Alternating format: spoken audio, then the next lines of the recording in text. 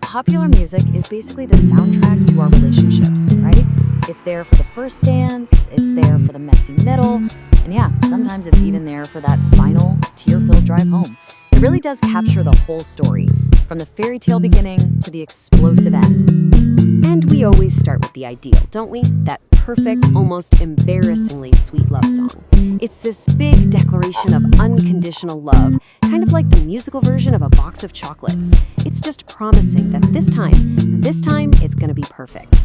But yeah, we all know the story doesn't always stick to that script. Sometimes the soundtrack takes a very sharp turn from those sweet harmonies to something a lot more, destructive. A really visceral reaction to a promise being shattered. So how does the soundtrack of our love lives get so complicated? Let's actually trace the entire musical journey of a modern relationship, from those first beautiful promises to the conflict, the betrayal, and everything that comes after. Okay, so it all kicks off with this cultural blueprint for love that music just sells us. This is the foundation, that powerful, perfect, all-encompassing love song that sets our expectations sky high. And man, these songs build this incredible vision of what love is supposed to be. You've got the total, complete acceptance in a song by Bruno Mars. You've got the idea of being saved from your past in a song from Mana. There's even that almost morbidly romantic forever and ever commitment from Death Cab for Cutie. And of course, the promise of safety and protection from Miguel. It's a really powerful cocktail of promises. But of course, reality isn't always a perfect pop song, right? Life gets messy, you have arguments, and the music has to change to reflect those first cracks that start to appear. This is the soundtrack of trying to hold it all together. And this contrast just nails the two sides of a fight, doesn't it? On one hand, you have that frantic, almost desperate energy of Jasmine Sullivan's Need You Bad, that raw passion of trying to fix something you broke. And then on the other, you have the quiet exhaustion in Johnny Swim's Lost in Translation, where you're just past the point of fighting and you just want to find your way back to each other. And that conflict, a lot of the time it builds to the ultimate relationship stress test, infidelity. It's a theme so powerful, so universal, that it's inspired a whole universe of songs. And each one tells a different side of the same heartbreaking story. See, every cheating song is like a little play with its own cast of characters. Music doesn't just give a voice to the person who's been wronged. It actually dives deep into the complex perspectives of all three people tangled up in the drama. So first up, you've got the person who's been cheated on. They basically turn into a detective, right? Piecing together the truth from all the little clues left behind, just like Whitney Houston finding that one damning credit card receipt. It's a song all about discovering the lie. And then, of course, there's the cheater's perspective. And wow, is it often a masterclass in making excuses? In this really raw country song, the singer isn't just admitting to the affair, she's actively telling the wife it was her fault for not giving him enough love. It's a total shift of blame.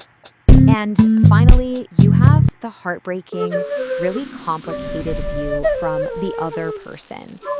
Taylor Swift just perfectly captures that agonizing reality of being hidden away, of being caught in this secret world that leaves you feeling totally powerless and just broken in a godforsaken mess.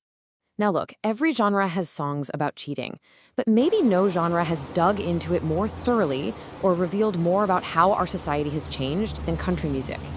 And just look at how things have changed. Back in 1962, Kitty Wells is singing as this dutiful, heartbroken wife, just passively waiting for her husband to get tired of his affair and come home. But you fast forward to 2006, and Carrie Underwood, she is not waiting. She is taking a baseball bat to his car. Talk about a dramatic shift from women as victims to women as agents of their own very fiery revenge. So after the betrayal is out in the open, where do you go from there? What happens next?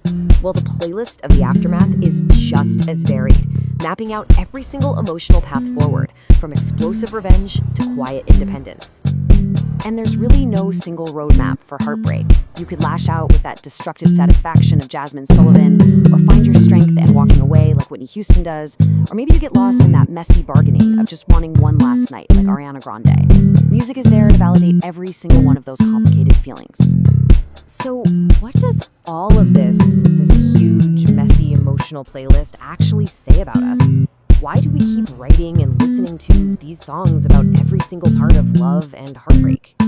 When you boil it all down, these songs matter for a bunch of really important reasons. They're a mirror reflecting our society, they're a vocabulary for our most complicated feelings, and they're a form of catharsis that lets us scream or cry or just dance it out. They turn our own private experiences into this shared universal story, reminding us that, hey, we are not alone in any of this.